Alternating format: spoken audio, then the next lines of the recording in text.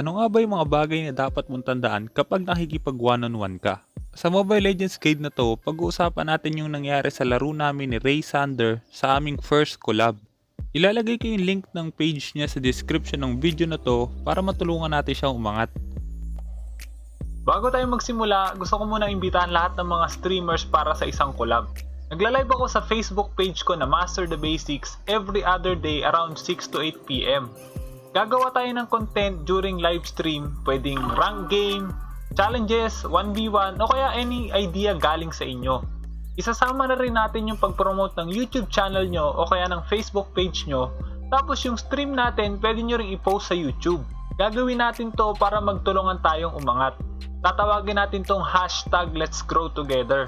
Kaya sa mga interesado, i-message nyo lang ako sa mga social media accounts ko na nakalagay yung link sa description ng video na to. Okay? Let's go!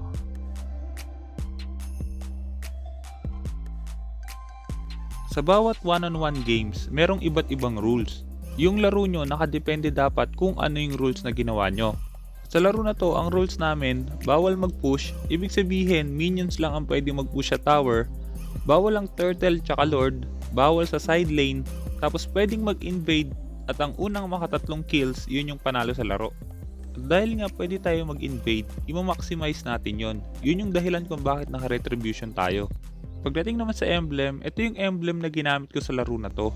Dahil hindi naman natin gano'ng kailangan ng movement speed, kaya mas maganda sa physical attack natin lagay. Maganda rin yon para mas malaki yung maging damage mo sa early game. At ang pinaka-importante, kapag assassin ang gamit nyo, kailangan mag high and dry kayo. Pagdating naman sa laro, ang pinakaunang kailangan yung tandaan kapag nakikipag one-on-one kayo, importante na bumili agad kayo ng mask. Kapag mas nauna kang bumili ng mask, mas mauuna rin yung gold mo. Makikita nyo dito lalamang agad tayo ng gold sa kalaban kasi mas nauna tayong bumili ng mask. Sunod na kailangan yung tandaan, dapat unahan nyo yung kalaban sa positioning.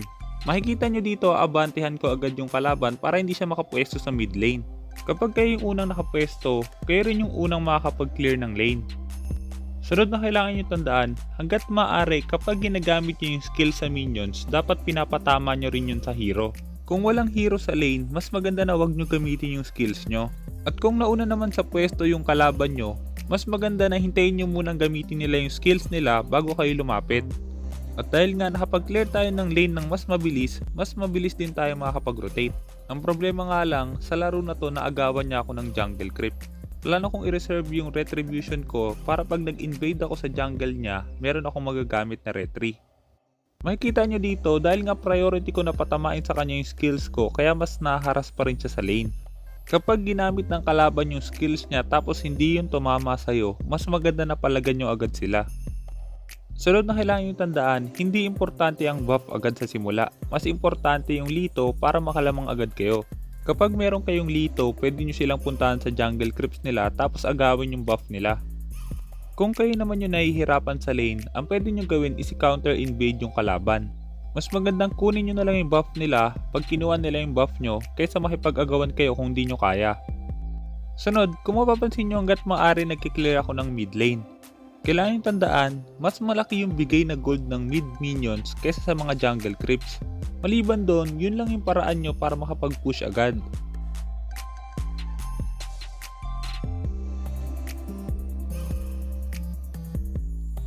Nakuha niya yung buff kaso namatay rin siya, so useless lang. Kung mapapansin nyo rin sa item build, wala siyang jungle item tapos nag cooldown reduction boots agad siya. Kadalasan sa one-on-one, hindi talaga sila bumibili ng jungle item tapos hindi sila nagde-defensive item. Kaya kailangan i-take advantage nyo yun. Kung bibili agad kayo ng defensive item, mas tatagal kayo sa kanila. Sa laro na to, ito yung item build na gagawin ko. Bubuo ako ng defensive boots tsaka ng defensive na jungle item tsaka ako bibili ng mga offensive item. Maganda yun para hindi ganun kalaki yung maging damage niya sa akin. Sunod na kailangan nyo tandaan, kung gusto nyo humabol sa farm ng kalaban nyo kapag one-on-one, mas maganda na kunin nyo lagi yung crab. Ganun din kung ayaw nyo pahabulin sa farm yung kalaban nyo. Mas maganda na i-priority nyo kunin yung crab. Pero sa laro na to, priority ko na i-pressure agad yung kalaban.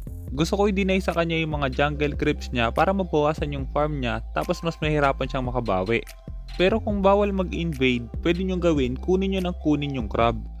Yun yung paraan para mas mabilis kayong yumaman kung hindi kayo pwede mag-invade. Dito, dahil meron siyang red buff, kaya mas magandang kunin ko rin muna yung red buff ko. Pagdating naman sa kanya, dahil nga lamang na lamang ako, mas maganda na kumuha siya ng crab. Pwede sana akong kumuha ng crab. Pero dahil nga hindi ko pa sigurado kung anong mas magandang unahin. Kaya ayun siya.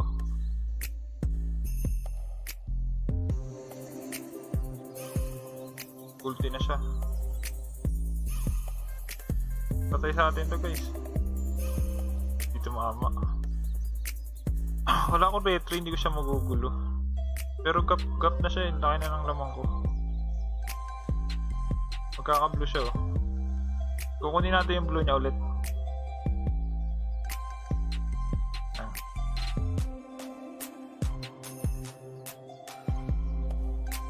Wala na siyang first skill.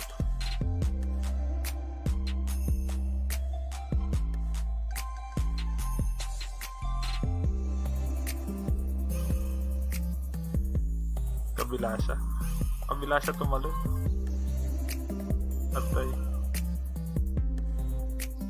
Kabila siya tumalon. Nakadalawa na guys, isang kill na lang tapos na yung laban natin.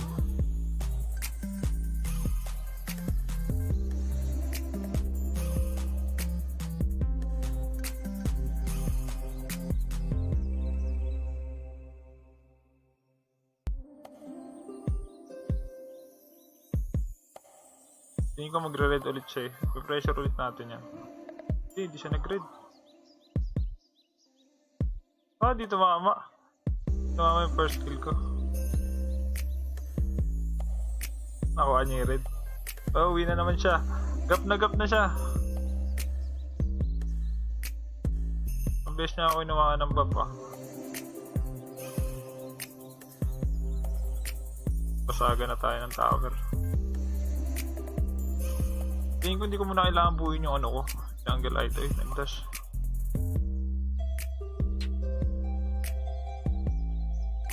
Hindi ako namatay. Mamaya ako nabubuuin yung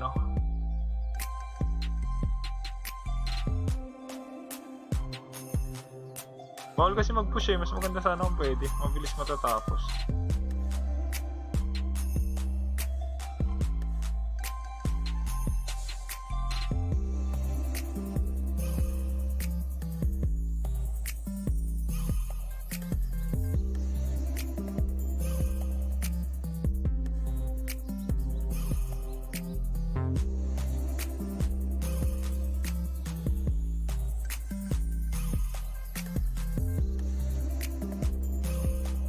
Tayo lang natin magkano ulit siya magka-buff.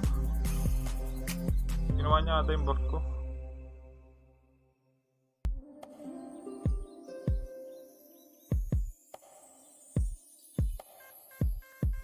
Hindi niya hinawa. Doon tayo sa blue niya. Gap na siya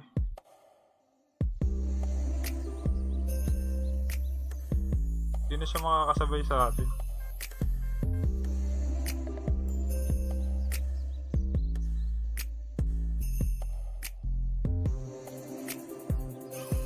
Kasi pwede mag-push Kukunin natin red niya.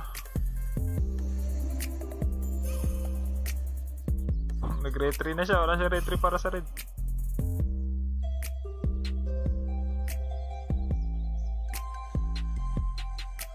Wala rin ako retry.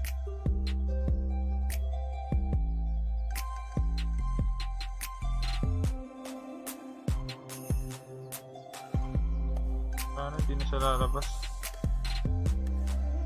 Bago natin ituloy yung video, gusto ko munang i-shoutout sina J. Conares Tutorial, Sam Eli at Tropa Gaming. Kung sinong unang tatlong magko-comment sa bawat video, siya yung i-shoutout ko next video. Kaya kung hindi ka pa nakasubscribe, hit mo na yung subscribe pati yung notification bell. Ito na lang talaga siya.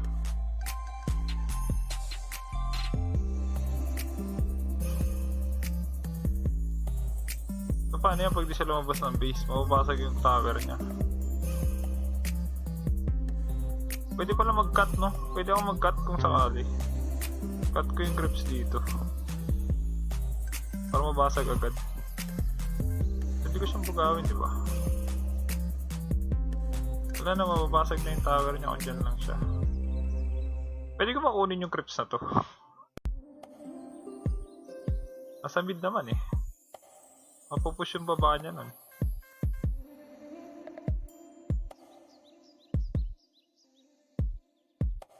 Kahit di na ako mag-farm eh. Laki na ng lamang ko eh.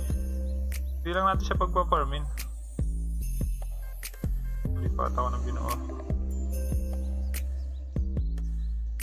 Mike.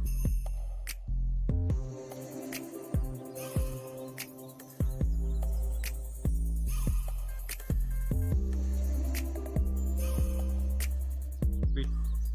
Kuha na tayo ng blue niya ulit.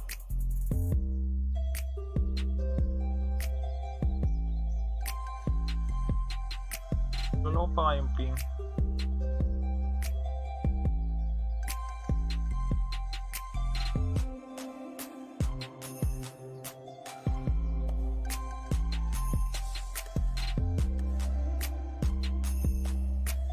Hindi umabot.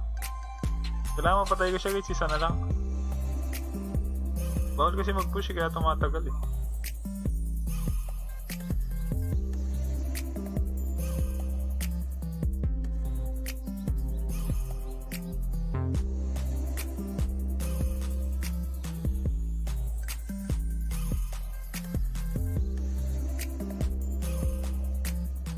Ano siya?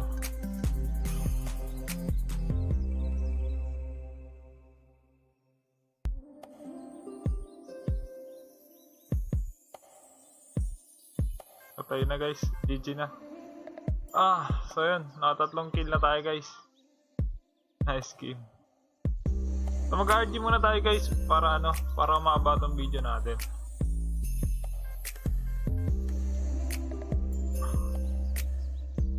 Gagawa pa tayo ng maraming collab with streamers, kaya abangan nyo yung Let's Grow Together natin. Sana marami ka natutunan sa laro na to, at kung meron kang guide na gusto mo ipagawa, i-comment mo lang sa baba at susubukan kong gumawa ng guide tungkol doon.